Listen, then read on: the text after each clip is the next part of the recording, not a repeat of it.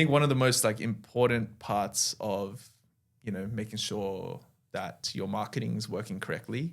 Marketing is just basically like, I want to make myself known to more people, but I also want more people to know who I am. Mhm. And I think people get comfortable with other people, like when you go out drinking, because they know more about you. They trust you. They trust you, yeah. And I think a big like trust killer is silence, is ambiguity.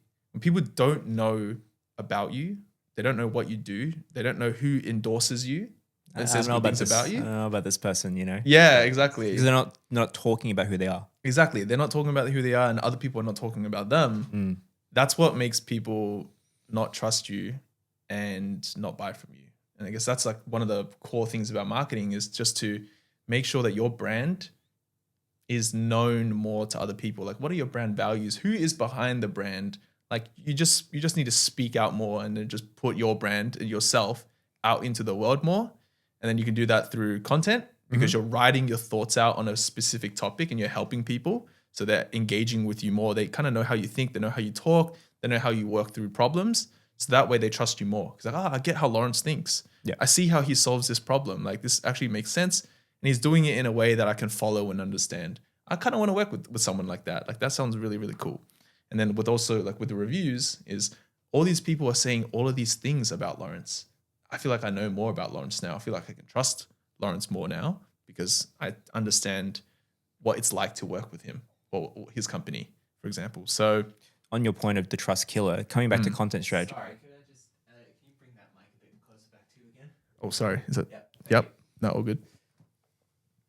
So coming back to the trust killer element, I'd say not having content on the website or content consistently coming out these days is the trust killer because it's all off a play right now. If you're not putting out consistent stuff, people go, they're not putting out stuff that's relevant to me. Why should I trust them? They're not being experts in their field. Talk about expertise as well. Yep. You have to be, if you started a new company today, you would have to be covering those topics. You have to, because other companies are already doing it. Or if they're not doing it, there's a huge gap of opportunity there for you to do that and build trust with your audience.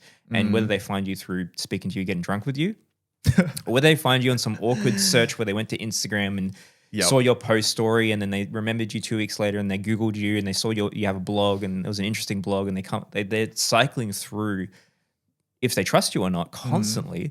And the best way of doing it and the baseline and foundation of that is just a simple content blog strategy that you're just consistently doing. If you're not doing that, then good luck, basically, these days. Yeah, definitely. GG. GG. GG, Gary. So funny. Yeah, I guess, yeah. Blogs obviously are not the be all and end all of content, but it's definitely an element of your your content ecosystem.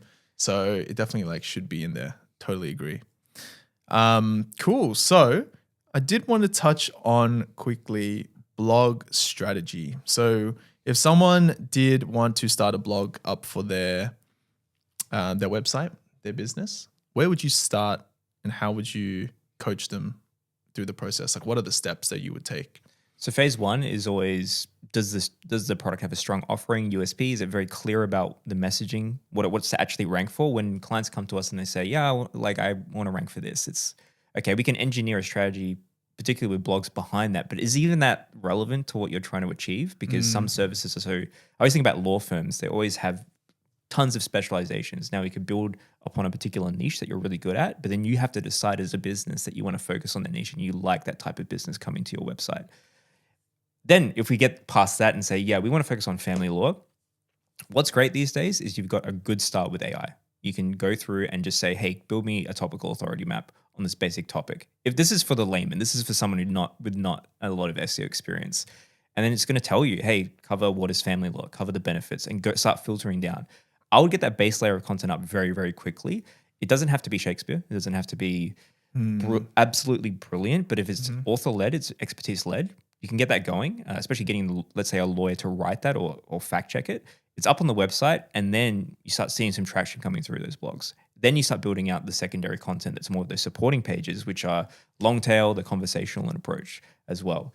Then after a while, you let the search results dictate what's going on and then monitor, iterate, and then start cycling through new topics and constantly pushing out new blog articles throughout the process. So that's a very shortcut way of understanding it.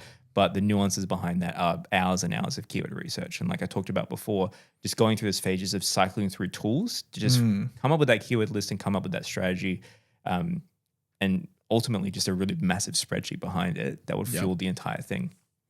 You also need to build out content operations. Like if people forget about doing these things, nothing's going to go anywhere, especially for like a lot of these places. So, we provide content marketing services. We can write blogs, we can write landing pages. At a certain point, we can do all that, but some businesses don't want to invest into it. So someone in your business has to write it.